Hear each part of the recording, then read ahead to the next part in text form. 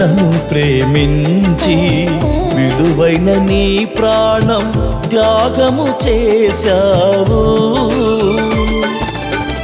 త్యాగశీలుడా నా ప్రాణ ప్రియుడా,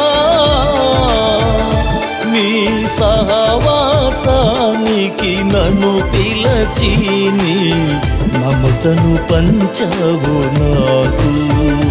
నీ సహవాసానికి నన్ను పిలచి నీ మమతను పంచావు నాకు. నీవు నా పైన చూపిన అనురాగమే